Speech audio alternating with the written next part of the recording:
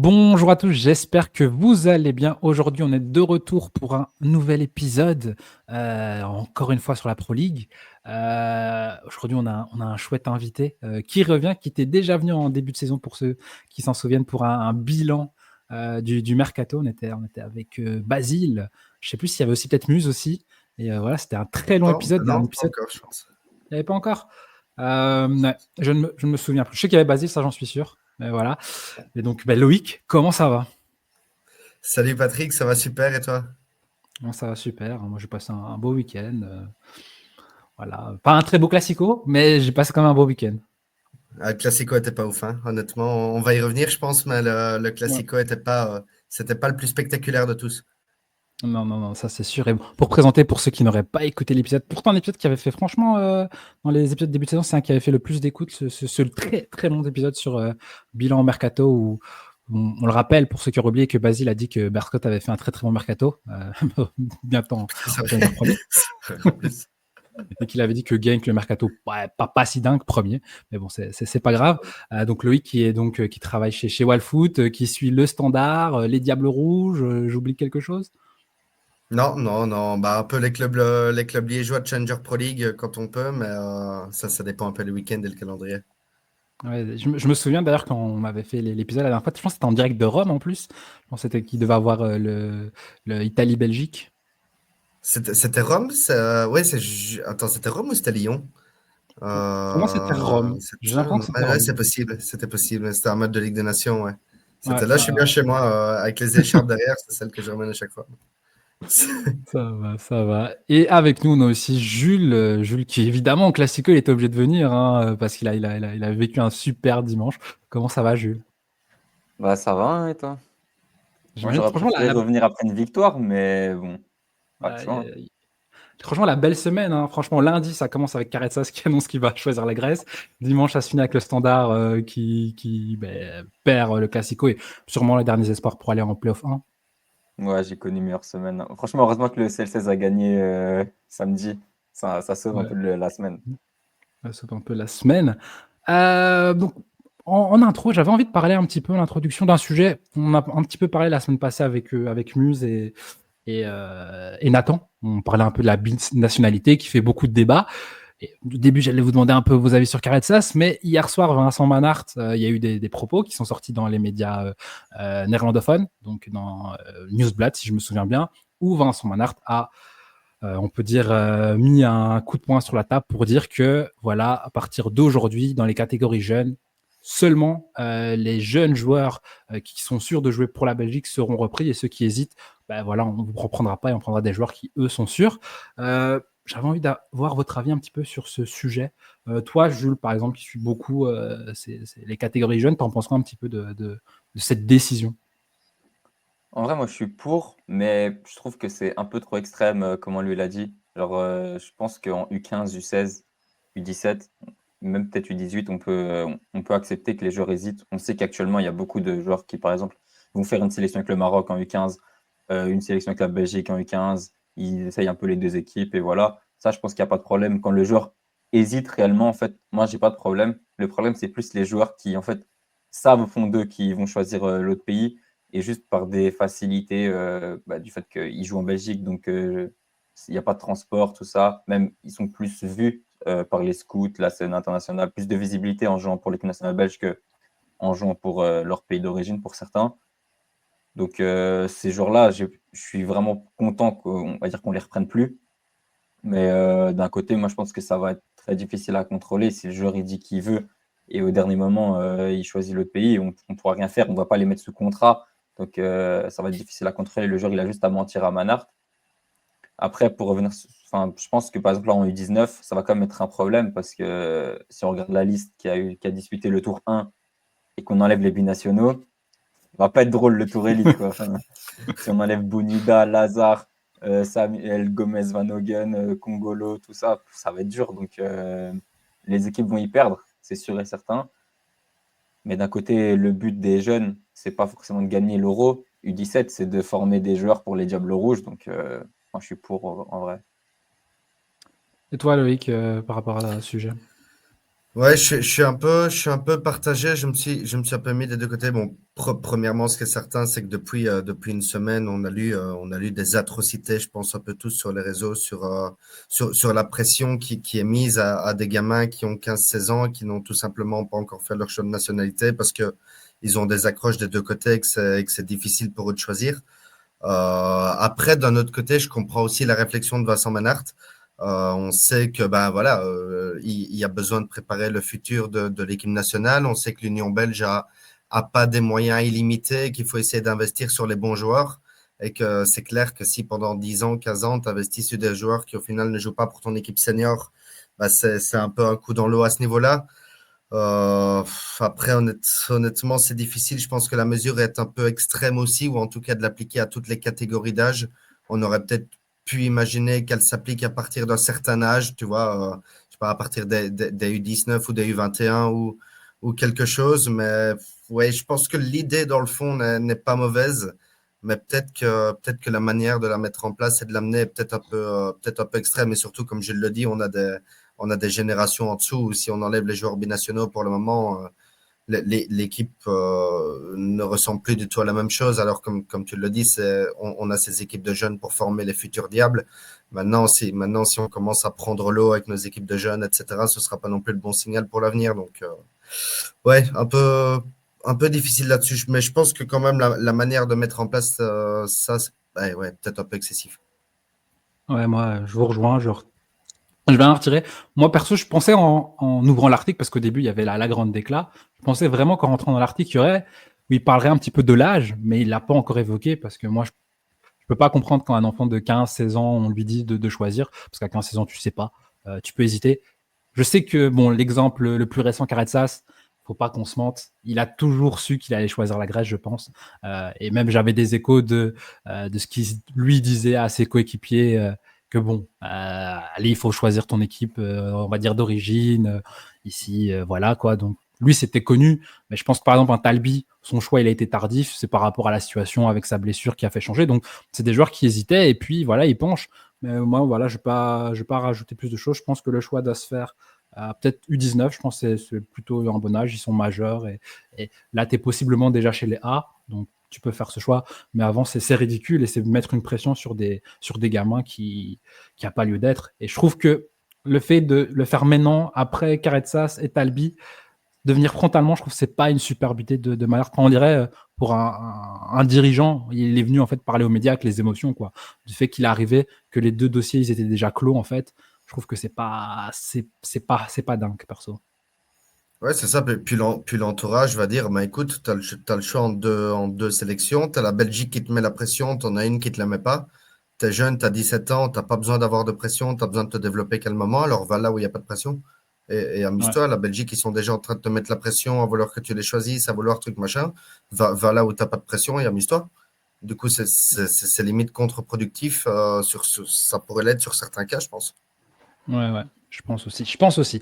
Bon, assez parlé de ce sujet. On va passer au sommaire parce que c'est pas le sujet principal aujourd'hui, les binationaux. Donc, on va commencer par parler évidemment du Classico remporté par le Sporting d'Anderlecht à Sclessin. Ensuite, on parlera du nouveau format du championnat qui a été acté cette semaine et qui démarra à partir de la saison 2026-2027. Et on finira par les arrêts de jeu si il y a des sujets dont vous avez envie de parler, dont on n'aurait pas évoqué.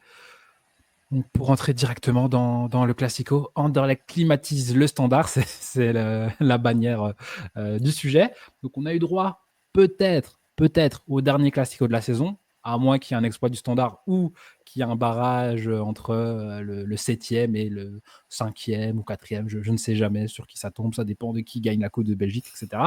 Donc victoire 0-2 des Mauves qui font donc le 6/6 face au standard. Première fois d'ailleurs que je disais de la part d'un CM de chez joueur belge, Jules, que Anderlecht prend 6 points donc dans la phase classique depuis la saison Ouais, 2011-2012. Suite, il est viré. Il est plus chez joueur belge. Mais ouais.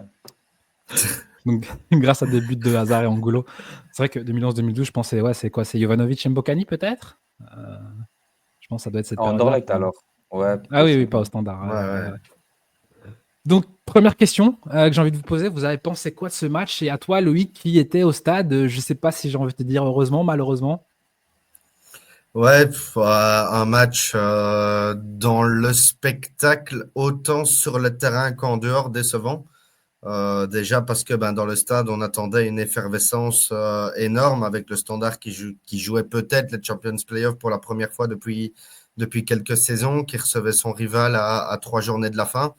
Et puis déjà dans le stade, on n'a pas ressenti cette effervescence. J'ai lu beaucoup de commentaires sur Twitter aujourd'hui de vraiment de supporters d'Ultra qui regrettaient un nombre de touristes dans les tribunes quoi, qui venaient parce que c'était un gros match et que c'était classico et qui chantaient pas vraiment.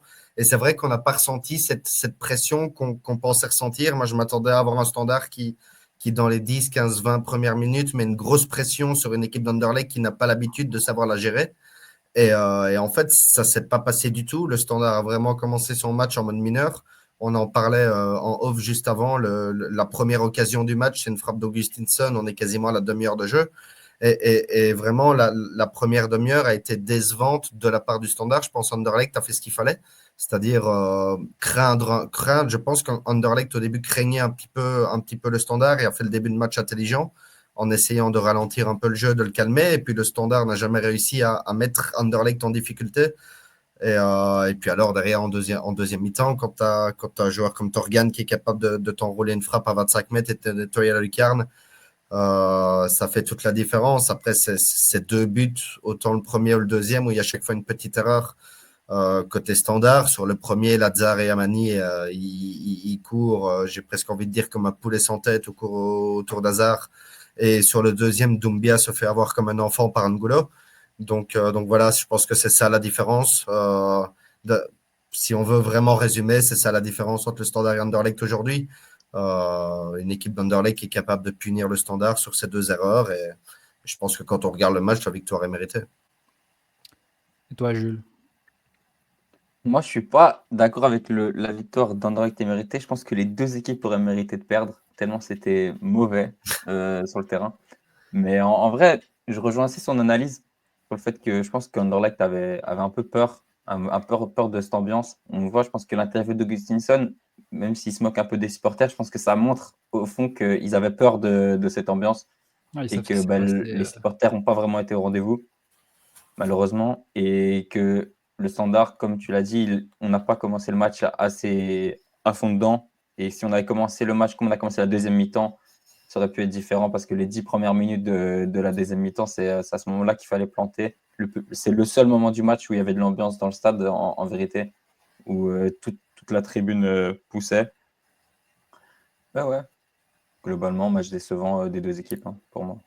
C'est au moment Anderlecht marque le 0-1 à la fin de la meilleure période du Standard du match.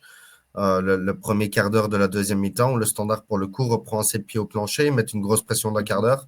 Puis forcément, ils sont pas capables de la tenir pendant 45 minutes. Donc, je pense que l'idée est de la mettre pendant un quart d'heure et puis de relever un peu le pied pour essayer de la remettre à la fin du match.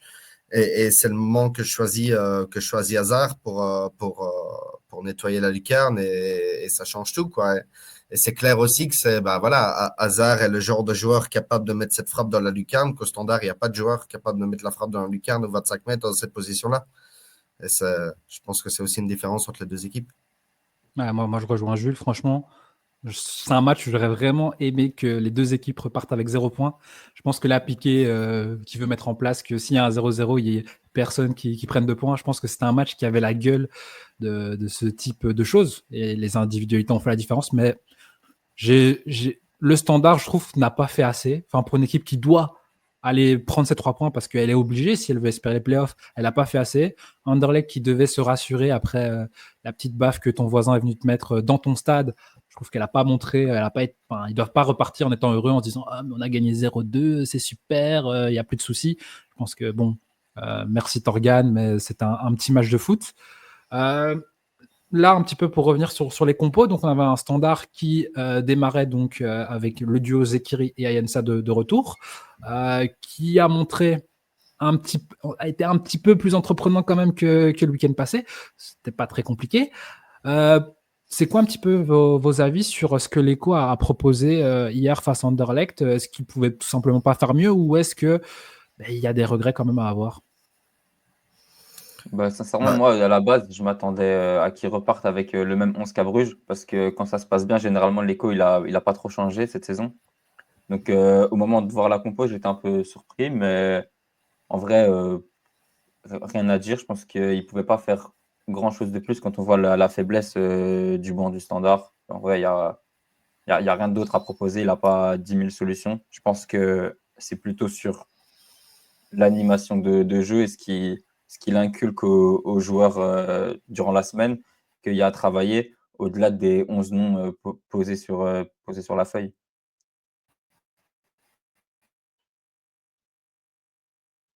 Je crois que Loïc bug. Ah, ouais, il bug un petit peu. ouais, j'ai eu un petit bug, désolé, je suis de retour avec vous. Pas de souci. Non, mais ce qu'il faut savoir déjà, c'est que ça- on m'entend ou pas? C'est bon? On t'entend. Oui, On te oui. voit pas, mais on t'entend. Oh là, l'enfer. Mais c'est pas grave. Tant qu'on t'entend, c'est le principal. Là, on te voit. Putain. Bon, bah, je vais alors. Moi, perso, on a été critique. Enfin, Jules, On t'as m'entend vu, là, hein, c'est bon? Ouais, On t'entend. t'as toujours entendu. Oh là, je suis en, je suis en, Ouais, c'est pas grave. je suis en full saccade aussi, mais bon, je pense que vous m'entendez, donc Oui, attends, je vais l'essayer, on va voir. Mais oui, ce qu'il nous avait déjà dit Ivan Leko en conférence de presse vendredi, c'est qu'il allait y avoir probablement des absences parce qu'il avait parlé de maladies et blessures pendant la semaine. Après, Ivan, depuis qu'il y a eu la petite blessure d'Arnaud Bodard, ne veut plus communiquer les noms des potentiels absents et incertains. Donc, on savait qu'il y aurait peut-être un ou deux changements dans l'équipe, on savait pas trop. Sutalo et Bulat étaient bien incertains depuis 2 semaines. Et donc, nous, derrière, pour nous, ça a été la titularisation de Bolingoli, plutôt derrière, à la place d'un Salah qui avait plutôt été bon à Bruges. Maintenant, Boli a fait honnêtement, j'ai été surpris, une super heure par rapport à son temps de jeu, par rapport à ce qu'on avait lu de lui, par rapport à la difficulté du match. Il a vraiment fait une bonne heure. Au niveau du côté plus offensif, ben, Ayensa Zekiri est le duo choisi par l'Eco tant qu'il est titulaire, tant qu'il est fit, pardon. Et, euh, et oui, derrière, le Standard a vraiment eu du mal à créer des choses. Je pense qu'Anderlecht Là, on mm, n'entend est plus. milieu créateur capable de faire la différence. Je pense que Lazare est décevant depuis qu'il est là. Ce Thierry, ça amène beaucoup de fluidité au milieu du jeu, mais c'est pas non plus lui qui crée les occasions, quoi, Vita non plus. Camara commence à être connu aussi sur son côté, son fameux dribble où il passe à travers, bah, le défenseur latéral là un peu plus depuis quelques semaines. Et bah voilà, il a manqué, je pense, un petit peu l'éclair de génie ou le côté différent au Standard qu'il y a eu Anderlecht tout simplement. ouais, moi, par rapport à la compo, enfin, ça m'a fait penser un petit peu à. Toi, t'as vu, Jules, les critiques qu'on a eues la semaine passée par rapport à l'épisode où on avait été peut-être un peu dur. Peut-être que le mot de muse était un petit peu dur dans ils vont se faire, je ne sais plus ce qu'il avait dit, humilier ou quoi, en allant en playoff 1. Peut-être que c'était un peu exagéré, mais je pense que dans le fond, on a vu hier que le Standard, voilà, elle a atteint son maximum. Je pense que face à une équipe comme Anderlecht qui a pas été en forme, enfin qui est pas en forme, qui a pas proposé beaucoup de football et qui a presque joué comme le Standard joue habituellement, c'est-à-dire on a joué défensivement et on a fait quelques attaques et par contre on a réussi à tuer l'adversaire, ce que le Standard avait réussi à faire ces dernières semaines et pas plus tard que le week-end passé. Euh, mais je pense que ouais, le match est peut-être représentatif de la saison du Standard et donc, moi j'ai l'impression, je sais pas vous qui suivez sûrement plus le Standard que moi, c'est que mal à voir ce que l'Eco travaille offensivement. Enfin, j'ai l'impression que les joueurs sont vraiment un petit peu voilà, abandonnés devant. Et en mode, c'est ouais, Eli, fais-nous un petit peu ce que tu sais faire. On sait que Zekiri, il s'est planté. Mais enfin, moi, ça m'a marqué surtout face à Bruges, quand Bruges se retrouve à 10. C'est que j'ai l'impression qu'il n'y a aucun mouvement devant qui est préparé, qui est connu. C'est on va un petit peu, on improvise. Et ça marche parce que ouais, Camara est en feu et que Zekiri est un très bon attaquant. Mais que sinon, je pense qu'il y a peut-être 10 équipes ou 12, 13 qui ont offensivement plus de. Qui ont, en tout cas, qui ont plus travaillé quelque chose devant. Bah, ouais, Ivan l'a toujours dit hein, depuis le début de saison. Il voulait au début de saison créer un jeu un peu plus offensif. Après, il y a eu 2 tournants pour lui. Premièrement, c'est un des premiers matchs amicaux contre Dender où ils prennent un 5 à l'académie et où le Standard essaie de se créer des occasions, mais ils prennent 5 contre-attaques et ils sont 5 fois ridicules derrière, c'est 5 goals. Et puis, il y a eu cet enchaînement de matchs Anderlecht, Antwerp, Gand, où ils prennent 11 buts en 3 déplacements. Et là, Ivan a clairement décidé de resserrer la baraque derrière. Alors offensivement, le but, forcément, c'est de se projeter avec des transitions. On voit pas mal Ayensa qui décroche, etc. Mais parfois, on a l'impression que Zekiri peut aussi faire le mauvais choix à un moment donné ou un autre. Il travaille énormément, forcément, ce qui veut dire qu'il est parfois aussi un peu cramé dans le dernier geste ou dans la dernière touche ou dans la dernière décision.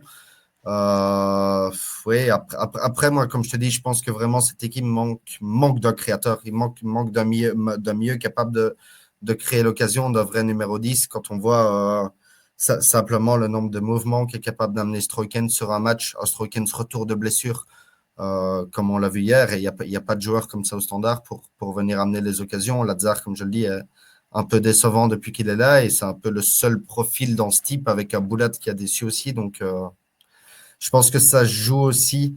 Après le style de l'écho est clair, c'est d'assurer défensivement et de prendre 0 ou un but et de jouer au fond, et de jouer comme ça.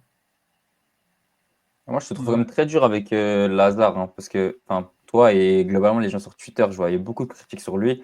Mais moi, je trouve que même dans un match qu'il rate, on va dire comme hier, il y a un monde de différence avec Price.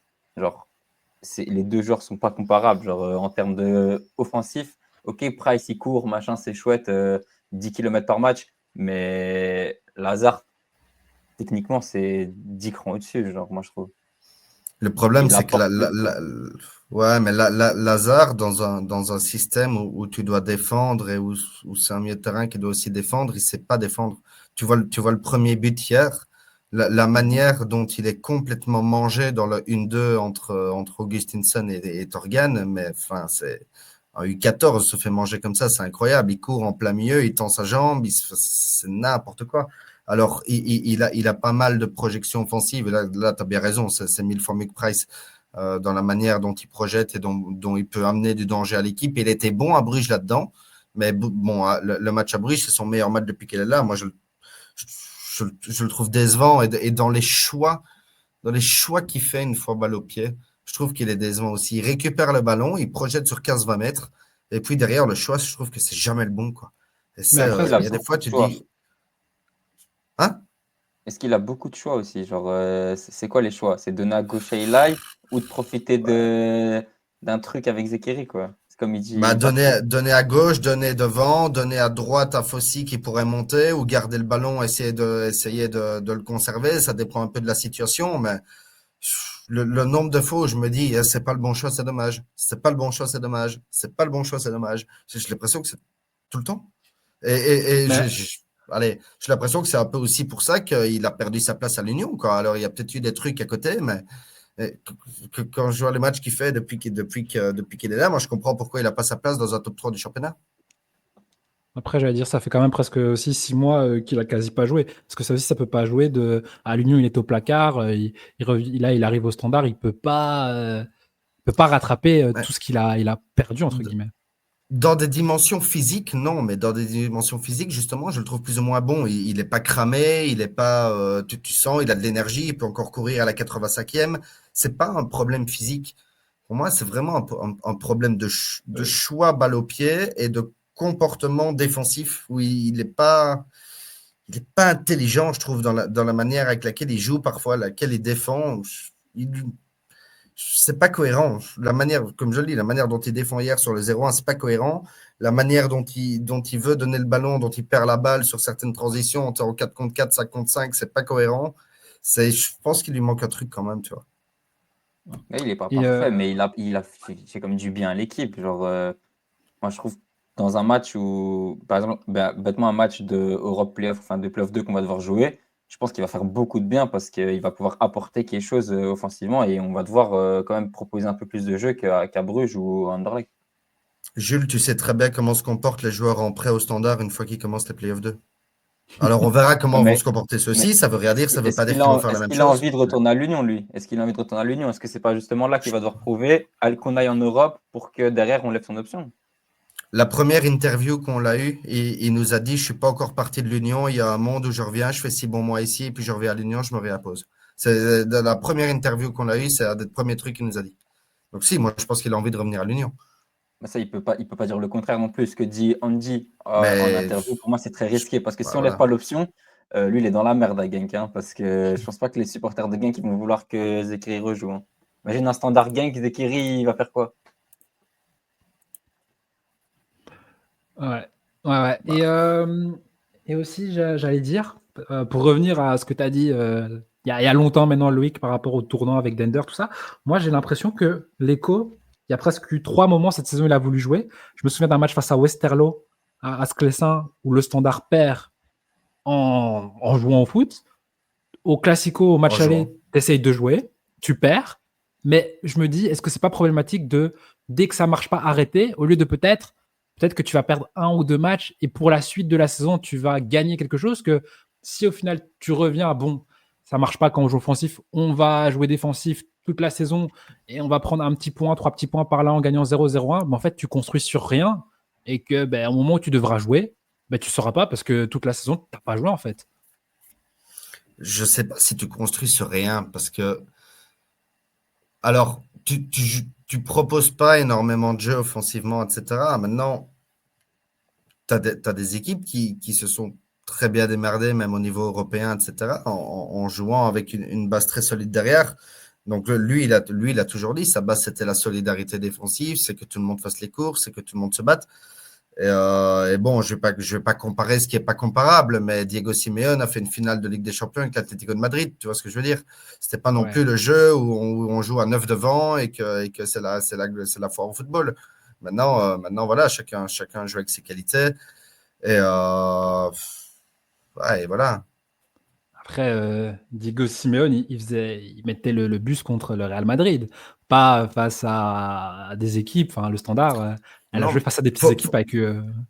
faut pas oublier non plus qu'il a raison quand il dit qu'en début de saison, on parlait de cette équipe dans le play-down. Alors, l'équipe, qu'on en parlait il y a 9 mois, elle a bien changé. Il y a eu pas mal de prêts, il y a eu des joueurs de plus grande qualité qui sont arrivés et ce noyau-là ne doit pas terminer dans le play-down. Maintenant, il n'a jamais eu énormément de marge de manœuvre et d'assurance. Quand on voit encore là maintenant la course au play-down, il reste 2 journées avant la fin. Je pense que le 9e peut encore y être. Donc, ça Ouais, veut dire que les équipes ont vraiment zéro marge de manœuvre et l'ECO a vraiment calculé toute la saison en mode pragmatique. On veut des points, des points, des points et on verra après. Pour le style de jeu et la manière, on verra après. Nous, ce qu'on veut, c'est des points parce qu'on veut se sauver. Et au final, quand on voit, parce que l'équipe a fortement changé, mais quand on reprend les discours sur le Standard il y a 9 mois et qu'on se dit que c'est la 7e équipe sauvée la plus rapidement en Pro League sur les 16, c'est pas mal. Alors, ouais, c'est pas beau, mais c'est pas mal. Ouais, mais tu peux pas comparer l'équipe qui avait Ben Dida en 9 et l'équipe qui a Zekiri, Ayensa, Kamara, Lazare. C'est Non, incomparable, non, incomparable. non, bien sûr, tu peux pas. Mais après, c'est difficile, tu vois, de mettre une mise en place qui est très défensive, etc., pendant 6 mois. Et puis, en janvier, d'avoir 4 nouveaux joueurs, de claquer des doigts et de dire, OK, maintenant, on joue avec 3 attaquants et on attaque. Tu vois, c'est un peu difficile aussi pour les autres joueurs qui sont là. C'est aussi un changement d'adaptation. C'est pas ça qu'on lui demande, c'est juste de proposer un peu plus, quoi. Parce que là, hier, on a quoi comme occasion? Franchement, on a une frappe de Camara, là, quand il est un peu excentré sur la gauche. C'est il a tout. sorti. C'est Ouais, tout. ouais, ouais. Mais hier, je pense que c'est un match particulièrement mauvais du Standard par rapport au dernier, par rapport au match récent. Quand tu regardes les autres matchs, bah, tu n'es certainement pas l'équipe qui produit le plus, mais tu as quand même un peu plus, tu as quelques tirs, etc.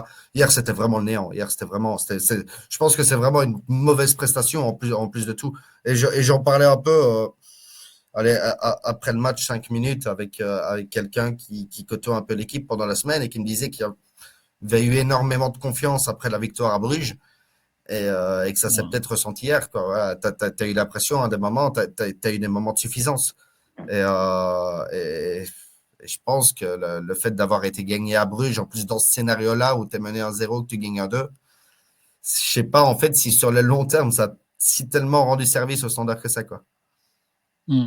Là, j'avais deux petites stats. La première, c'est pour rebondir. Voilà, je me souviens le terme que Muse avait utilisé, c'était ridiculiser s'ils allaient en playoff 1. Donc le standard, à l'heure actuelle, avec encore 2 matchs restants face aux équipes du top 6, a pris 8 points sur 30, dont 6 face à Bruges. Et moi, comme j'aime le dire, tu as quand même deux contextes où un, c'est début de championnat quand Bruges prend 1 point sur 9, et l'autre, c'est Bruges qui vient de se qualifier face à Atalanta et qui se retrouve à 10.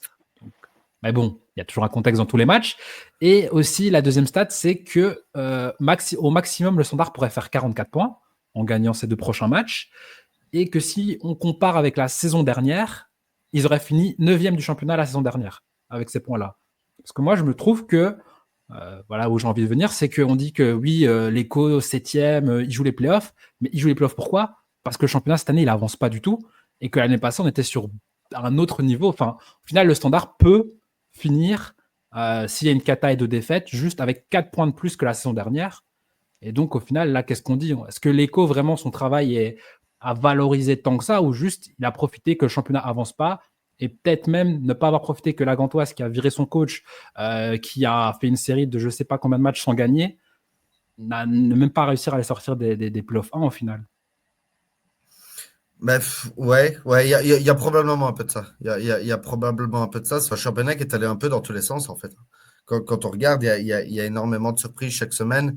Oui, je pense que le Standard a aussi profité du fait que les autres équipes se sont chacune prises un peu des points pour pouvoir participer à cette course aux petits. Après, pour reprendre les propos de Muse la semaine dernière, est-ce qu'il se serait fait ridiculiser? J'en suis pas sûr parce que c'est une équipe qui est pas belle à voir jouer, mais qui est pas nulle. Tous les entraîneurs le disent, c'est une équipe un peu poil à gratter à jouer. Tu joues contre un double rideau, un rideau de 5, un rideau de 4. C'est pas évident à passer, quoi, tu vois. C'est pas beau, mais je pense pas que ce soit nul. Et puis les stats, on peut leur faire dire tout ce qu'on veut. Le Standard fait 8 sur 30 ici contre contre les équipes du top 6. Anderlecht fait 1 sur 18 contre le podium. Alors est-ce qu'ils sont, tu vois, est-ce qu'ils vont aussi se faire laminer pendant 6 matchs contre les équipes du podium? Je pense pas, tu vois, parce que c'est Possible, les hein. playoffs et que ça va être différent. Et je pense pas, et donc c'est pas, tu vois, je pense que c'est un peu raccourci un peu facile. Toi, Jules, tu as quelque chose à dire par rapport à ça? Bah, moi, je pense qu'on surcote trop la saison de l'Eco, quoi. Genre, c'est pas aussi c'est pas mauvais, parce que oui, on évite les playdowns, oui, on est 7e, on a joué les playoffs, et c'est vrai que se dire qu'on pouvait jouer les playoffs jusqu'à il y a 3 journées de la fin, au début de saison, on signe tous les jours, on n'y aurait pas cru presque. Mais on peut pas non plus dire que c'est une saison magnifique, quoi, de ce que l'Eco propose, que c'est le sauveur, que tout ça. Genre moi, ce que Deyla a fait il y a 3 saisons maintenant, je pense, c'est De... bien au-dessus de ce que l'Eco fait de cette saison en termes de tout, en fait, en termes de tout. Il Oh, avait une autre équipe aussi, hein, Dayla. Il avait une autre équipe parce que, alors, ok, ici, tu as des joueurs. T'as des joueurs qui peuvent te permettre de développer normalement un bon football. Yensa, Zekiri, Camara, etc. Mhm. On passe quand même d'un milieu de terrain où, bon, je pense que tout le monde pourrait s'accorder pour dire qu'Aiden O'Neill est probablement un des pires capitaines de l'histoire du club. Léandre Kovita fait énormément d'efforts, il court énormément. Moi, je l'aime beaucoup, Léandre. Il se projette énormément, mais c'est pas non Mhm. plus maestro au milieu de terrain, etc. Il y a eu des joueurs en difficulté. Il y a eu énormément de blessures en défense. La défense pendant 15 matchs a changé cette semaine. Euh, Enfin, tu vois, t'as quand même encore une équipe avec. Mathieu a joué énormément. Ici, c'est Gavin Bazonou qui joue, mais tu as eu du Oteki, tu as eu du Dirks, tu as eu du Lorenz, tu as eu du Quavita, qui ont joué beaucoup de matchs, tu vois. Et c'est des Ouais, bien mecs qui, sûr. l'année dernière, descendent de D1B en D1 amateur. Donc, le fait de. Alors, entouré par d'autres, entouré par Zekiri, entouré par Ayensa, par Camara, mais le fait d'avoir réussi à avoir ces mecs qui sont quand même des titulaires de l'équipe, des bases, Oteki, Lorenz, Quavita, leur nombre de matchs, ils ont joué la grosse majorité.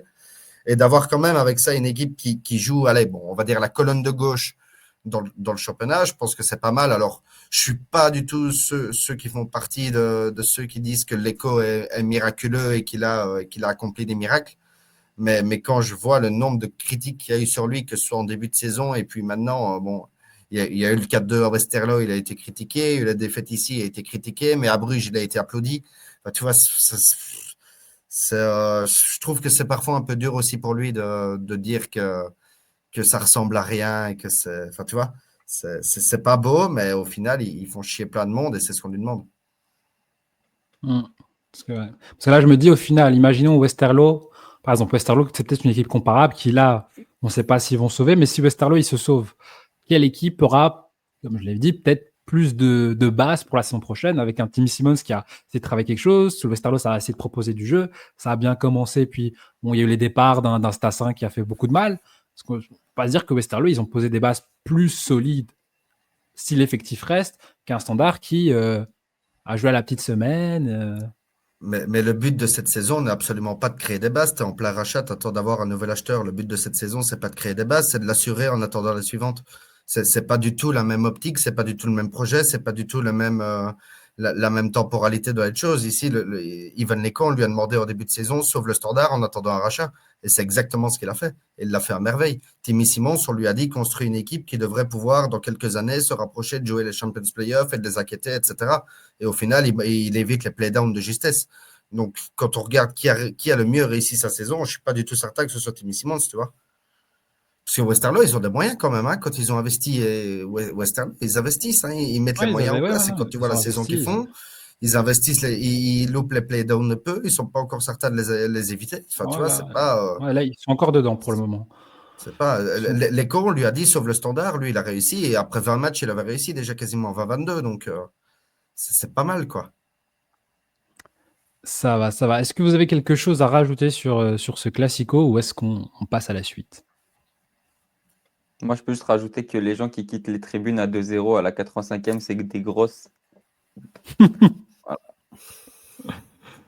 Ça va, ça va. Allez, donc on passe au deuxième sujet du jour, la fin donc des playoffs et un nouveau format. Donc on a eu l'annonce jeudi après-midi par Loïc d'ailleurs sur Twitter. Donc l'Assemblée générale de Pro League a acté le nouveau format dès la saison 2026-2027, fin des playoffs que beaucoup de gens demandaient, un championnat classique avec 18 équipes.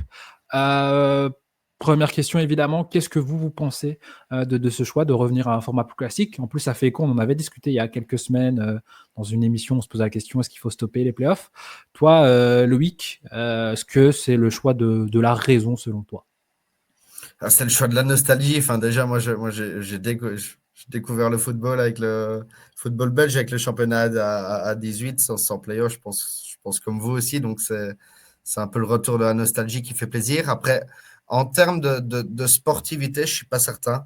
En fait, les playoffs 1 sans division des points, je les trouvais super intéressants. Parce que tu avais un mini championnat avec les 6 meilleures équipes, etc. En termes de visibilité, en termes de niveau de jeu, en termes d'exigence, c'était top. Après, ça changeait complètement les pics de forme pour une équipe qui pouvait vraiment, on a déjà vu Bruges à plusieurs reprises jouer un demi-championnat en perdant des points vraiment évitables et puis se mettre en mode playoff, en mode rouleau compresseur parce que le pic de forme est là. Ce qui est surtout bien, c'est de ne plus avoir de division des points qui était vraiment affligeant pour l'équité du championnat. Derrière, ouais, je dirais, pour résumer un peu, que je vais regretter les playoffs 1 et les belles affiches, mais la fin des playoffs 2 et des playdowns, c'est la meilleure chose qui puisse arriver, je pense. Et toi, Jules? Moi, je suis plutôt contre cette nouvelle réforme. Je pense que les playoffs aidaient beaucoup le football belge, que pour les résultats en Europe, bah, en fait, c'est super pour les clubs de pouvoir un peu jouer, jouer à moitié les lendemains européens. Enfin, on peut voir que Bruges, je ne sais pas c'est quoi leur bilan exactement, mais en lendemain européen, c'est assez catastrophique. Ils font que perdre ou perdre des points du moins. Donc, ouais, après, je suis très conscient que le nombre de matchs il était à diminuer vu qu'on sait qu'en Europe, ça a encore augmenté et qu'on joue déjà trop de matchs, qu'en Pro League, on joue plus que dans les grands championnats. Si on regarde les clubs qui sont passés par les tours préliminaires, en fait, c'est les clubs qui ont le plus joué d'Europe, je pense, presque. Donc, oui, il fallait réduire les matchs. Après, moi, j'aurais plutôt été partisan de limite passer à 14 équipes au lieu de 16 pour réduire les matchs, mais garder les playoffs parce que je pense que ça reste quelque chose de positif pour le football belge. Ouais, moi je te Les- les- suis, Jules. Ouais, Non, non, je vas-y, te vas-y, laisse. Patrick, pardon. Ah ouais. Moi je te suis, Non, Jules. Ah, non, non, vas-y. vas-y, vas-y, vas-y. J'ai chaque fois un petit décalage, j'ai un petit bug, mais je te laisse aller. Sorry. Ça va, j'y vais, C'est la j'y fin, vais. c'est le moment de l'année. Donc, qu'est-ce que j'allais dire? Moi, je te suis, Jules. Moi, ouais, je l'avais dit dans la dernière émission. Moi, pour moi, le football, c'est un divertissement. Les playoffs, je ne connais rien de plus divertissant. Moi, je vais le dire, même la division des points par deux, je vais le dire, ça ne me dérange pas du tout. Parce que, en fait, le problème et je sais pourquoi ils l'ont mis, c'est que si tu arrives au playoff 1, mais que tu as une équipe qui a trop d'avance, tu vas avoir 10 matchs où tout le monde va se faire chier parce qu'on sait déjà qui est champion. Donc eux, ils ont rajouté la division des points par deux pour être sûr qu'il y ait de l'enjeu. Il y en a eu à chaque fois. Honnêtement, je pense que chacun a une saison, 2, 3, 4 dont il se souvient vraiment.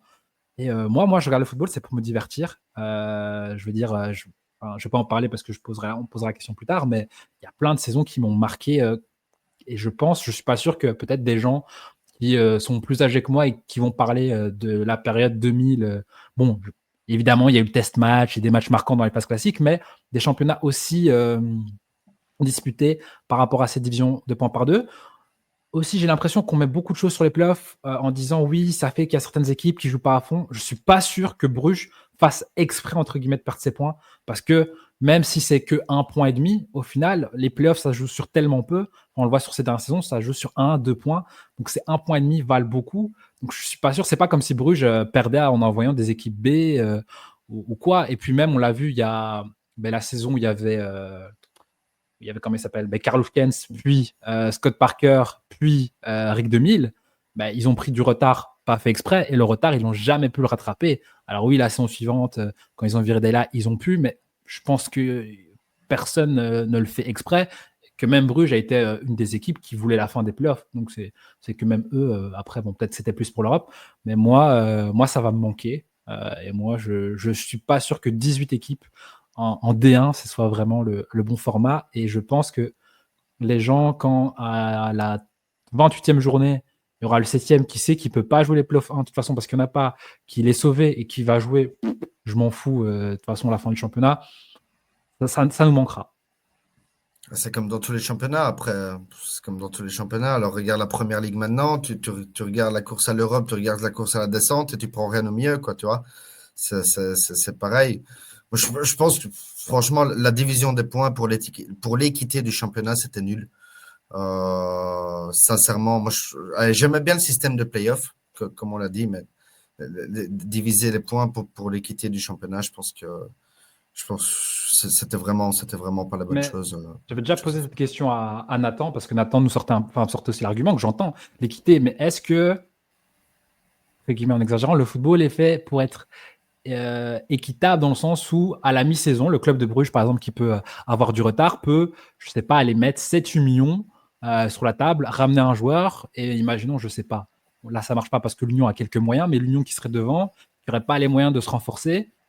Est-ce que le football même est équitable quand tout le monde n'a pas les mêmes moyens, tout le monde n'a pas les mêmes infrastructures, tout le monde ne peut pas avoir les mêmes coachs, le football n'est pas équitable. Alors j'entends que la division de points par deux, c'est exagéré, parce que voilà, mais à partir du moment où tout le monde le sait et que tout le monde s'affronte. Bah, ça dépend équitable comment aussi. Si c'est un État, par exemple le Qatar, qui rachète un club qui met des milliards d'euros et qui gagne le championnat 15 fois, c'est peut-être pas équitable, mais un club qui construit sa legacy, je veux dire, sa notoriété sur 10 ans avec des performances européennes, bah, c'est légitime si en hiver, ils peuvent mettre 4 millions parce qu'ils ont besoin d'un homme. Ça va, ça va. Pour aussi rentrer en détail, donc il fallait 33 voix pour que ce soit voté. Donc il y a eu 34, donc c'était limite. On parlera un petit peu du club qui a fait pencher la balance et pourquoi ce club l'a fait pencher. Il y avait, moi j'en parlais en off, quand même, la plupart des présidents qui ont voté pour ça, quand ils sont sortis de l'Assemblée, il n'y avait personne qui était vraiment, oui, c'est exceptionnel, enfin on revient, les playoffs, ça n'avait aucun sens. Je trouve qu'il y avait quand même pas mal de présidents qui ont l'air d'avoir voté pour, qui étaient bons. Bah, on a voté parce qu'il n'y avait pas le choix et que bon, les supporters le demandaient et c'est comme ça. Et aussi, il y avait quand même une discussion qui parlait de ce format dès la saison prochaine, qui a fait beaucoup de bruit parce qu'on disait que ça allait fausser la saison, où au final, c'est qu'on n'avait pas de descendant, c'est ça cette saison? C'était ça là. Ouais, ça dépendait un peu. On devait avoir à un moment donné un monde où il n'y a pas de descendant cette saison. Et puis bah, finalement, ce sera un peu ça cette année. Hein. Si le Young Gang termine bien dernier, il n'y aura pas de descendant. Donc, Ouais. Mais là, ouais, là c'est surtout, ouais, je pense que c'était pour la Pro League surtout où bah, ça allait Ah fausser, oui, où les pour la gens Pro disaient que ça League, allait, ouais. que ça allait fausser totalement le championnat, où des équipes comme qui se battent pour les playoffs 1, qui doivent affronter des équipes qui jouaient les playdowns, mais qui au final Ouais, c'était grand n'auraient tour trait, le qui n'auraient problème. plus joué la relégation, il n'y aurait plus beaucoup de sens. Et bon, au final, ils ont dit on va pas le faire pour la saison prochaine, mais la Challenger Pro League, bah ça, on s'en fout de fausser la Challenger Pro League, ça n'intéresse personne. Oui, donc, qu'est-ce que j'allais dire? Donc, la saison prochaine, on aura le même format que cette saison, sauf qu'il y aura un seul descendant au maximum qui va jouer le barrage face à une équipe de Challenger Pro League. Pour vous, 18, moi j'ai déjà donné mon avis. Est-ce que c'est le bon nombre, 18? Enfin, je demandais plutôt à toi, Loïc, vu que toi, Jules, était plus playoff et même retour à 14. Est-ce que pour toi, le format 18, c'est une bonne idée? En fait, plus largement, je pense que le format à 34 équipes professionnelles en comptant les 16 de Challenger Pro League, c'est beaucoup trop. C'est impossible d'avoir 34 équipes professionnelles, alors même en comptant 4 équipes U23.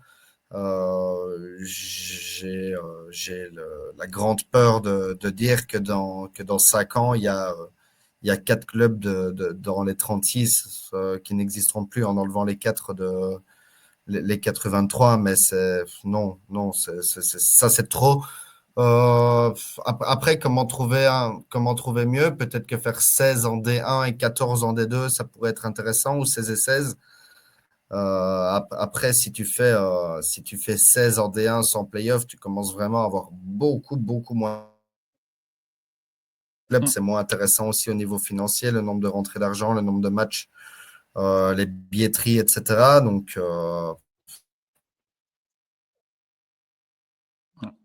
Ça va, je pense on t'a de nouveau perdu. On va continuer, Jules. donc Toi, difficile. petite... Après, ouais, non, 18, 18.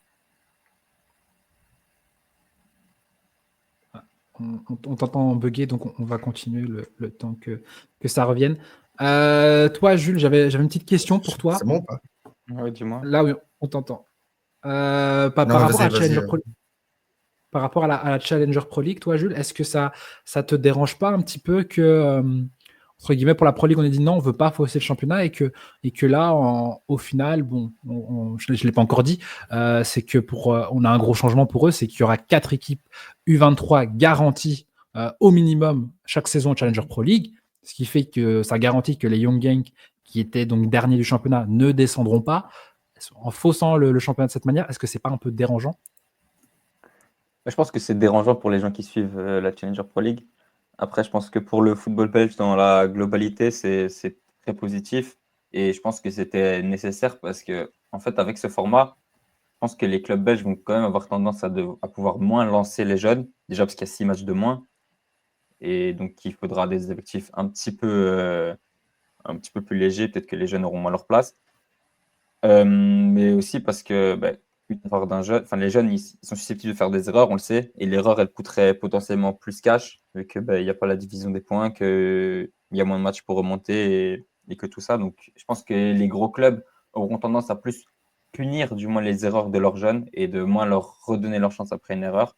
Donc c'est aussi une manière de compenser au niveau de la formation, de mettre ces 4 équipes obligatoires en U23. Après, c'est sûr que quand ton club est en Challenger Pro League et que toi, tu es un supporter, évidemment que c'est frustrant de dire que ton équipe elle est meilleure qu'une autre et qu'elle va pas et que toi, tu vas descendre et pas l'autre parce que le Young Gang est dernier et que ils descendent pas parce que c'est le Young Gang, quoi. Ouais, ouais. Là, je parlais vraiment pour cette saison. Que cette saison, en cours de saison, on dise le Young Gang qui devait descendre, ah, ben, au final, vous ne descendrez pas, et que les équipes qui sont juste devant, ben, elles peuvent se sentir faussées. Que même pour la course à la montée, il y a des équipes qui vont affronter un Young Gang qui, au final, s'en fout maintenant. On va pas descendre, donc on peut jouer un peu plus de trucs. Parce que c'est pas anormal de changer les règles en plein milieu, quoi. Ah, si, c'est anormal. Mais d'un côté, moi, je m'en fous parce que je pense que c'est bien pour le football belge. Mais oui, c'est pas normal. Ça, je suis d'accord. Et je pense qu'il y aura des procès d'ailleurs. Enfin, je n'ai pas trop suivi ce qui va se Ouais. passer, mais Lokeren, je il pense. y a des clubs qui vont. Le Current, je sais pas pourquoi, parce que je crois qu'ils sont 7 ou 8e et qu'ils s'en battent les couilles, mais ouais, il y aura sans doute des clubs. Bah, Il y a- toi, Loïc, par rapport à ce sujet, si on te réentend. Ouais, normalement, je pense que c'est bon, mais je Ouais. rejoins vraiment ce que Gilles a dit pour le niveau global du football belge. Le fait d'avoir 4 équipes U23 en Challenger Pro League, c'est top.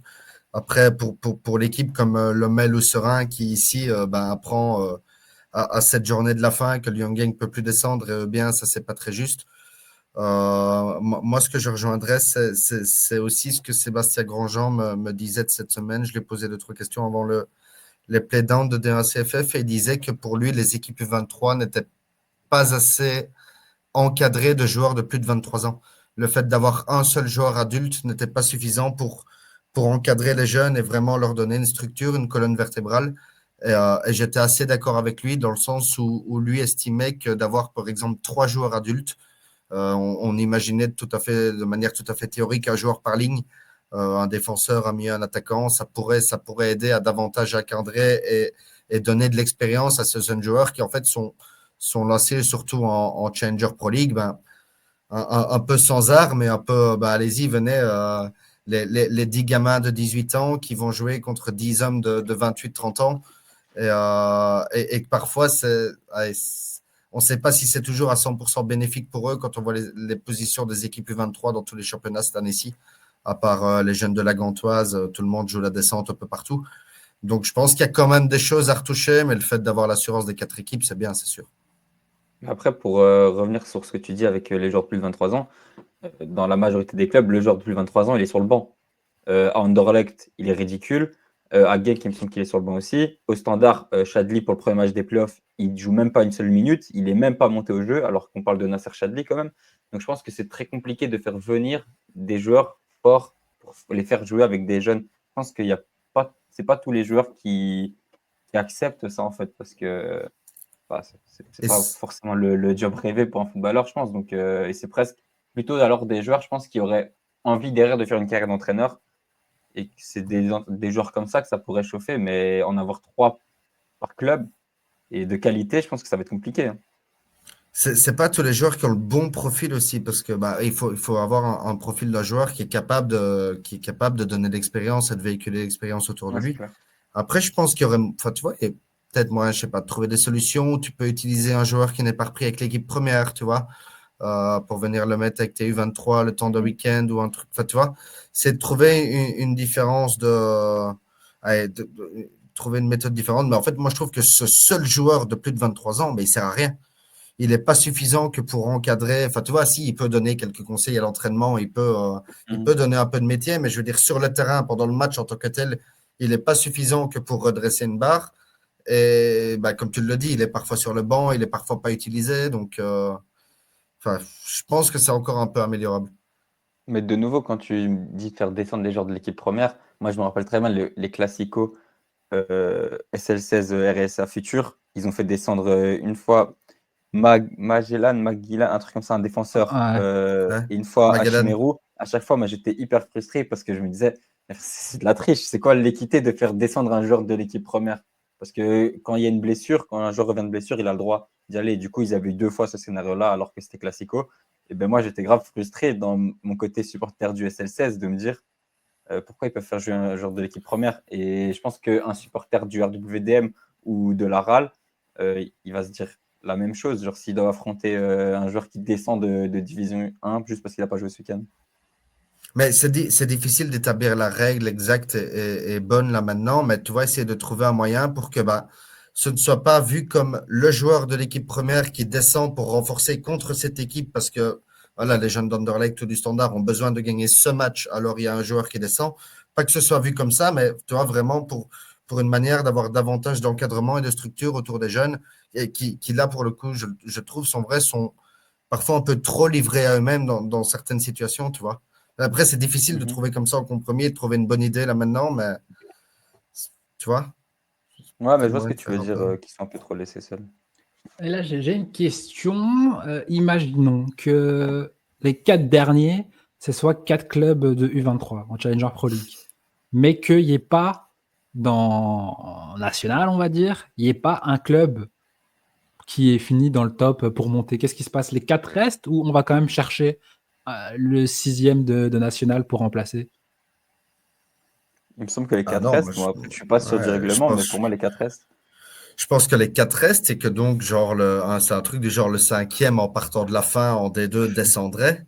Et donc, il faudrait aller prendre la première équipe en national qui n'est pas une équipe U23 et qui est en ordre de licence, Ouais. qui monterait. Alors, admettons que ce soit le deuxième du championnat néerlandophone et le deuxième du championnat francophone. Je ne sais pas lequel on choisit. Ou alors, on fait un barrage, un test match ou je ne sais pas. Mais je sais pas. Je sais pas. Ils inventeront un truc. Hein, il ne faut pas Non, non, s'inquiéter. ça peut être marrant parce que là, je me dis, c'est vrai, au final, est-ce qu'il n'y a pas des équipes, là, les équipes U23, bon, il y a toujours un petit risque de descendre si une autre équipe U23 en bas fait une bonne saison, mais est-ce qu'elles auront la même pression que maintenant, ou là, Young Gang qui devait jouer pour sa survie, là, peut-être l'année prochaine, s'il n'y a pas des équipes en dessous qui performent, peuvent jouer, entre guillemets, tranquille, on n'a pas peur de descendre. Surtout Mais que est-ce que c'est pas personne peut monter en positif plus. pour un 2008 qui a 16 ans de mettre la pression de faire descendre un club? C'est pas, c'est pas trop gros aussi comme pression pour eux. Déjà, c'est dur de découvrir le monde professionnel et en plus, tu les mets la pression de jouer un maintien. Genre, ok, c'est un vrai apprentissage, je pense, de jouer un maintien pour un joueur. Ça fait partie de l'apprentissage, mais est-ce que c'est pas aussi trop de les lancer là-dedans directement, course au maintien? Vas-y, fais tes Moi, trucs. je pense que t'apprends à vivre la pression. Moi, je pense que c'est positif. Moi, je pense que c'était positif quand ils avaient Ouais. le danger de descente ça leur donne un métier, ça leur donne un métier dingue d'à 17 ans jouer pour essayer de se sauver en D2. Je- je- En fait, j'aime bien avoir cette assurance d'avoir 4 équipes U23 parce que ça développe les jeunes et le football belge. Mais moi, je trouve que ça donnait aussi un vrai bagage, un vrai métier à ces jeunes qui jouaient pour de vrais objectifs dans le monde professionnel et puis qui là, ici, parce que je pense que ici, les jeunes de Gand, cette année-ci, vont remporter le titre visiblement en D1 néerlandophones et vont monter, mais je pense qu'après eux, il y a genre personne qui est susceptible d'eux. Donc les 4 équipes U23, je pense qu'elles vont pas être menacées tant que personne n'est susceptible de monter et personne n'a l'air de l'être. Donc bon, vraiment, je pour rien quoi. Ouais, ouais, c'est ce En vrai, c'est ce que je... une solution, ça aurait pu être que le dernier club U23 de Challenger Pro League descende et que le premier club U23 en D1 amateur monte. Peu importe les Mais alors, classements, s'ils même sont si. septième, t'imagines? Ouais. Ouais, mais ouais. Ouais, ils sont T'imagines septième, s'ils ils sont sont dernier septième club qui U23, montent? quoi. Ouais, ils sont dernier club C'est dur, U23. quoi. Putain, ils vont prendre là. Alors là, ils vont prendre Ouais, 5-0 c'est tous les vrai. week-ends. Je sais pas si c'est mieux. Ouais, c'est vrai, c'est vrai. J'avais Là, pas pensé à ça. c'est un format compliqué, hein, vraiment. Ils se sont cassés la Mais tête. c'est compliqué, mais ouais, c'est compliqué, mais ouais, c'est trop compliqué. Ah ouais, ouais, là, en plus, ils ont décidé de recompliquer un petit peu plus. Là, ça allait encore. Là, Ou ben, s'il finissait à la fin, il descend, tant pis. Mais là, il descend seulement si quelqu'un d'autre peut les remplacer. Bon, non, c'est soit ouf. on verra, ça va donner quoi. C'est ouf. Dernière question pour les playoffs. C'est quoi, vous, chacun, le souvenir que vous garderez quand même, si vous deviez en garder un de ces années de playoffs voilà. Moi, perso, j'ai presque de souvenirs que de ça. Moi, je pense que c'est en dehors du standard, c'est vraiment la fois où il y a Genk Antwerp, enfin le titre de l'Antwerp, où Toby. les 5 dernières minutes, ça part dans tous les sens et que les 3 équipes ont été champions. Je pense que ça, c'était exceptionnel comme après-midi, je crois, à vivre. Ouais. Ouais, Toby, évidemment, la frappe de Toby, moi j'allais dire aussi.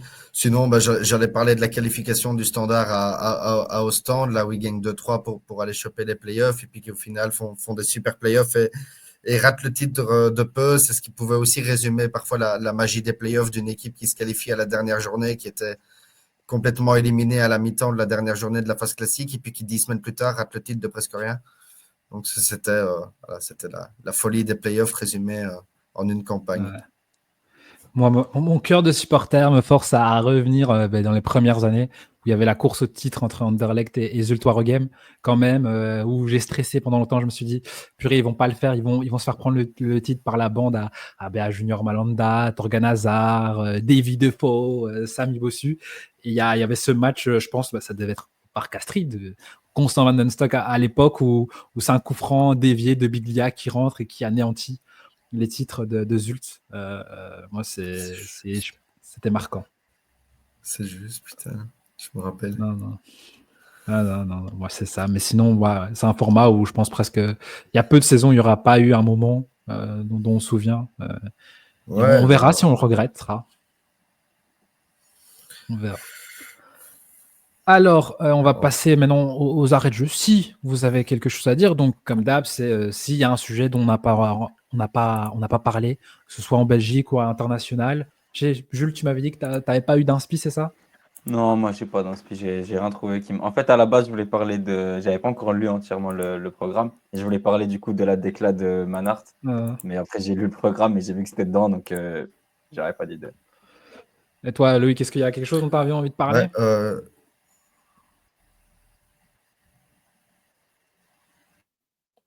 Vas-y. Non. Bah, je Non, vais parler t'as alors. pas envie. Non. Ah, Et je toi, vais il y a parler quelque chose dont alors. t'as envie de parler, Patrick? Ouais, moi j'avais envie de parler de quelque chose, j'hésitais. Je me suis dit, est-ce que ça va parler étranger et tout, mais au final, non. Donc, moi, je me suis dit, je vais parler de l'annonce que Basile nous a envoyée ce matin. C'est quand même Jonas de Rook qui se fait licencier à quelques jours du début des playoffs. Moi, je trouve ça. J'ai du mal à voir l'Antwerp va où, la direction que l'Antwerp est en train de prendre. C'est un petit peu effrayant, je trouve. Parce que, on le disait quand même, après avoir pris le titre, ils avaient investi beaucoup, mais pas forcément pour l'avenir, dans le sens où c'était pour gagner tout de suite. Ils ont pris leur coupe, ils ont pris leur championnat, ils ont réussi à vendre voilà, Arthur Vermeeren, Mandela Keita, Ileni Kena, tout ça.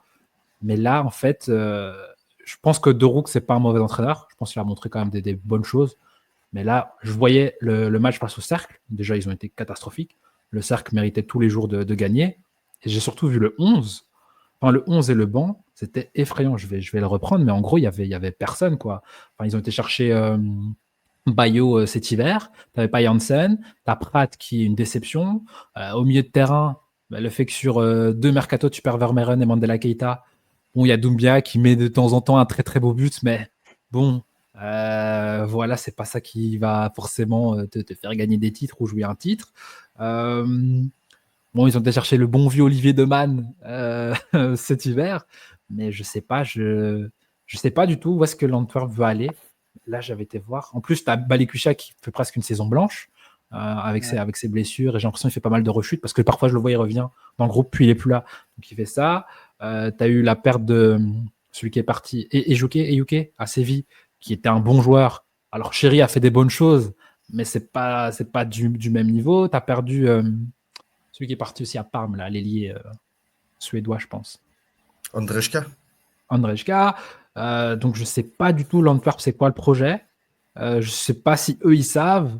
Et je pense que De Rook, il a payé un peu les pots cassés. Après, pour moi, ils font pas une bonne saison à l'Antwerp. Dans le jeu, c'est pas beau. Enfin, en tout cas, là, sur la dernière période, c'est pas beau. Voilà, ils ont raté la Coupe de Belgique, la finale qu'ils faisaient depuis maintenant 3 ans. Mais moi, l'Antwerp, ça m'inquiète. Ouais, moi je suis assez Ouais, d'accord. Je pense que s'il passe pas par un gros travail de Kindermans à l'académie, ça va sévèrement puer pour les finances du club parce qu'ils ont tout claqué pour aller chercher leur titre. Ils ont réussi et maintenant ça me semble bizarre et ça pue, je pense, pour l'avenir. Parce que là j'ai le 11. Donc à gauche, il y avait Young, je ne sais pas qui c'est. Au milieu, tu avais Benitez, je ne sais pas qui c'est. Il y avait Ridwald, ça me dit un truc vaguement. Je pense que j'ai déjà vu quelques fois. Il joue à Et sur le Palace. banc, Il joue à Palace. sur le banc, tu avais donc Niels de Valkneer, je ne sais pas, Sem Renders, Rosen Bozinov, Youssef Amdaoui, Regarde parce que tu vas dire, Andreas là. Verstappen et Milan Smith. Alors peut-être c'est des très bons jeunes joueurs, mais je n'en connais aucun. Enfin, que l'Antwerp, club qui était champion il y a 2 ans, se retrouve avec un banc pareil, c'est que tu as eu des petits trous, quoi. Même s'il y a eu il y a des absents, hein, évidemment, mais voilà. Mais on m'a expliqué un truc avec Jonas de Rook. Alors, je vais parler au conditionnel parce que cette info m'a pas encore été vérifiée et donc je la mets bien au conditionnel pour voir. D'après ce qu'on m'aurait dit, c'est une affaire un peu particulière, ce départ de Jonas de Rook, où en fait, lui aurait voulu prolonger à l'Antwerp. Il aurait demandé pour être prolongé à l'Antwerp. L'Antwerp n'a pas voulu parce qu'il voulait attendre de voir comment ça allait se passer les playoffs savoir s'ils allaient pouvoir se mêler à la lutte pour le podium ou pas. Et puis que derrière, en apprenant ça et en voulant une meilleure stabilité de son emploi, Jonas de Roek aurait pris contact avec la Gantoise pour négocier. Ce que l'Antwerp aurait appris et ce dont l'Antwerp aurait agi en le licenciant. Alors, j'ai pas la confirmation de ça, donc je mets bien au conditionnel et je mets bien avec un point d'interrogation à la fin.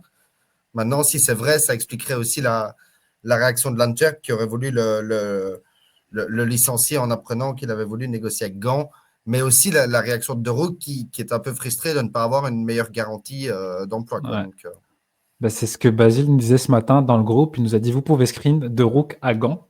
Donc, je ne sais pas s'il il a sorti de sa tête ou c'était aussi des infos. Mais ça fait quand même Gand, ça fait 2 coachs qui font licencier en fin de championnat. On avait quand même Franken la saison passée, c'était pareil. Hein. Si je me souviens bien, il avait négocié avec Gand et du coup Genk a dit bon, stop. Ouais, c'est un peu bizarre comme agissement, Ouais. mais bon, le timing est bizarre aussi parce que l'Antwerp, je ne connaissais plus la stat, mais ils ont pas très bien joué contre le SEG, mais ils n'ont pas énormément de défaites sur les derniers matchs. Je pense que je ne connais plus la stat exacte, mais c'était pas flamboyant, mais c'était pas dégueulasse non plus, je pense. Ouais, Ils ont après, les 2 une saison de défaites contre transition. Anderlecht, mais sinon ça va. Ah ouais. Une saison de transition pour eux en plus, ouais. Ouais. Bah, avec beaucoup de jeunes en plus, donc c'est correct. Ouais, avec un effectif qui est totalement nouveau. Toi, Loïc, tu avais quelque chose dont tu avais envie de parler Bah, non, moi je t'avoue que c'était un peu ça en fait. C'était un peu ce départ de Roux qui m'avait un peu d'abord surpris ce matin et puis bah, visiblement on m'a expliqué pourquoi un peu moins surpris, mais c'était surtout ça pour moi l'info chaude du début de semaine et du moment, quoi. Pour pas si revenir j'avais encore sur le Classico, on en a déjà parlé assez. Si j'avais su, je te l'aurais laissé. C'est vrai, tu m'avais envoyé un message par rapport à ça. C'est vrai, là, on n'a pas parlé du tout, parce qu'on en a parlé pas mal lors des dernières émissions, les playoffs 3. Où on a donc, bon, Berscott et Courtrai, et peut-être même, je pense, Saint-Tron, on va dire que c'est acté. Là, on a donc OHL 34 points, Malines 32, Cercle 32, Dender 32, Westerlo 31. Vous le sentez comment?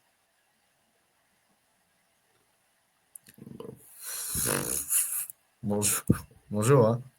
Bonjour pour les donner. Mais non, mais c'est vrai, c'est super dur de donner un pronostic. Là, maintenant, c'est vraiment une roulette. Malines, Dender, Cercle, Westerlo. Il faudrait voir les calendriers de tout le monde. Je ne les connais pas par cœur pour être Le exact. calendrier du cercle, il est dur. Moi, Hein. ça m'étonne de Je suis voir. en train de regarder ça aussi. Ouais, c'est vrai. Ouais, ça m'étonne de voir Malines dans une telle position. Moi, toujours avec ils ont quand même une équipe qui, je pense, est intéressante. Après, j'ai bien l'impression que quelque chose est cassé quand même avec Besnikazi. Enfin, voilà, j'ai pas l'impression que son message soit encore très bien perçu par tous.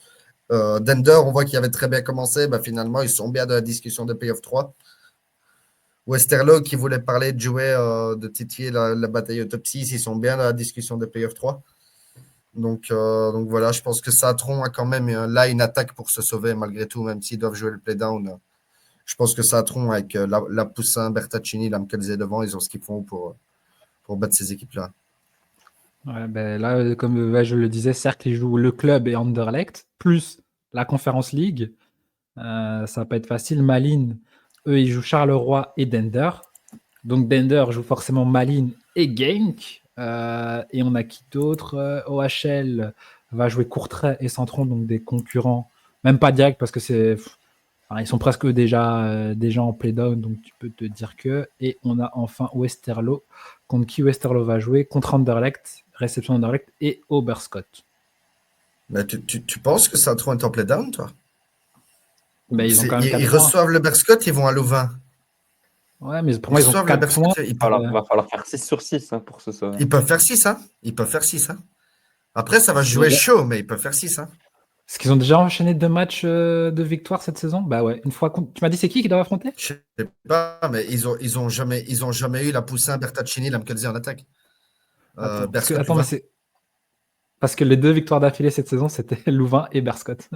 Donc peut-être que ça veut dire. Non, c'est vrai. En plus, moi, j'ai vu. Ouais. C'est vrai que ils ont des joueurs. Normalement, ils ont les joueurs pour. Mais ce que je me dis, est-ce que c'est pas compliqué? Après, ils ont fait un beau match ce week-end. Moi, je pense que c'est une équipe qui a rien à faire. Là, en tout cas, là maintenant, depuis le mois de janvier, ils ont rien à faire le week-end dernier, quoi. Quand Mais tu ils vont vois se que tu as encore sauver. du Je pense que Brahimi c'est dedans, presque sûr. etc., ils ont rien à faire là. C'est Ouais, affolant. mais ils ont été vraiment malchanceux aussi, hein. Beaucoup de deux choix qui ont été à leur défaveur, tout ça. Des matchs Ouais. qu'ils auraient dû gagner parce qu'ils ont eu beaucoup d'occasions et qu'ils ne sont pas mis au fond. Mais voilà. Mais moi, Malines, en tout cas, c'est une équipe. Moi, j'avais dit Malines, que je les sentais il y a un mois, parce qu'ils étaient sur une descente vertigineuse.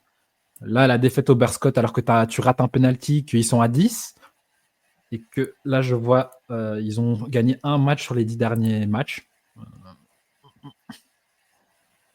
Ça pue. Après, c'est Je peut-être pense parce que que quelque Bessie, chose est vraiment cassé avec Kazi. ouais, qui est le Ouais. coach le plus ancien d'ailleurs, c'est peut-être pour ça. Bon, ça fait que 1 an et demi peut-être, mais c'est le plus ancien. Et voilà. Moi, avec le programme du staff, je Et dirais bien ce le serait staff Ivan Leco blanc. C'est possiblement Ivan Leco, hein, ouais, ouais. Ça veut quand même dire beaucoup Ce de serait Ivan choses. Leco, le deuxième coach le plus âgé. Hein. Je pense bien. J'essaie de voir parce que ouais, 2000 arrive en fin de Oui. saison comme Vranken, Timmy Simmons début de saison. Ouais, c'est possiblement lui. Mickey aussi. Ouais, ouais, ouais, ça doit être Ah, Ivan c'est lui. Leco. Ouais, c'est lui, ouais, je pense. C'est Ça quand même doit être incroyable, hein, ça. championnat très très très stable en tout cas. Et qu'on cite le standard en stabilité d'entraîneur, ça c'est aussi quelque chose d'absolument exceptionnel, quoi. Ouais. Donc ben on arrive à la fin de cette émission. Ben, déjà un grand merci à vous tous les deux. Merci Merci à Loïc, également. d'être venu. Ouais. Merci à vous. Désolé pour les bugs, c'était vraiment chiant de mon côté aussi, mais je fais le possible. Non, non, pas de souci, ça arrive. Merci pour votre expertise sur le standard. Peut-être que c'est la dernière fois qu'on parle du standard cette saison, hein, parce que je pense qu'on fera aucune émission pour débriefer les playoffs 2 quand même. Parce que On si en moi, fera une pour le barrage entre Anderlecht et le Standard, quand même. tu sais que ça me fait penser, moi, un barrage qui m'avait marqué, parce qu'on parlait de souvenirs des playoffs 2. Je pense que c'était avec Le 7-1 Standard Rednitz. avec Gand. Rednitz. Ouais, ouais, ouais. Standard Gand, le 7-0. 1-7-0, je crois que c'était 7-1. Je C'est sais pas qu'il y sur avait 7. l'aller-retour, 7-1? Je sais pas C'est où possible, je c'est. sais pas. Ils Ça perdent remonte. 1-0 à Gand et puis ils gagnent 7-0 à domicile, quelque chose? Je sais plus.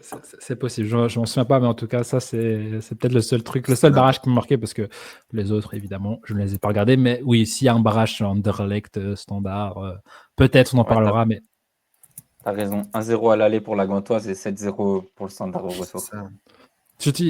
t'as les buteurs là? Non, attends. Non, c'est pas grave. Non, c'est pas grave, c'est pas grave. Si t'as pas les buteurs, je vais On pas, va, je vais on pas va les danser. trouver. Mais est-ce que tu sais trouver vite Je suis occupé. standard Alors, Batshuayi, Bulo, Mpoku, Reza, Mpoku, Reza. Ah putain, Reza. C'est quoi, Le Reza Gouche? doublé de Non, Reza Goudjanejad. ce que j'allais dire. J'ai pas Le osé dire son nom. doublé de Reza J'ai juste dit Reza. Goudjanejad. Ah, non, non, ça c'était une époque, waouh, waouh, waouh, waouh. Donc C'est quoi, voilà, c'est en tout 2013? cas, Ouais, bon, 2013. ça doit être ça, hein. C'est Ça doit être ça. 2013? Et je pense, est-ce que c'est pas la saison suivante où il y a l'entraîneur Guy Luzon qui arrive? Je sais plus. Si, c'est Ou là, possible. c'était, En plus, ils jouent c'était, l'Europe. dé- Ils les ont donc. ou là, c'était du coach défensif, mais c'était pour jouer le titre. C'était pas pour jouer une 7e place, hein, n'est-ce pas, Ivan Leko? C'est un fou malade aussi, lui. Hein. Ah ouais, ouais, ouais. Mais voilà, donc bon, là, on va arrêter pour de vrai. Donc merci, on se retrouve la semaine prochaine où là, on parlera Coupe d'Europe, sera débrief des matchs allés de Ligue des Champions. Sûrement pas d'Europa League ou de Conference League, je pense pas qu'on va regarder ça. Surtout qu'il n'y a plus de club belge en Europa League et que je vais pas regarder le Cercle de Bruges. Mais voilà. Super Belgium Touch. Le Belgium Touch, ça regarde pas le cercle Les de Bruges. pauvres Allez. Grunenzorg contre le Jadjelona, quoi. Ça mériterait une double couverture. C'est vraiment scandaleux, ça. Non. Sur Joueur Belge, on va live tweet, les gars, allez follow. Courage. On est mieux que Belgium Touch. Courage à la RTBF qui va quand même, j'imagine, devoir diffuser le match et faire semblant de se hyper et le diffuser sur Tipeee, alors qu'il n'y a quand même pas grand monde qui va regarder, je pense. Allez, sur ce, ciao. Salut.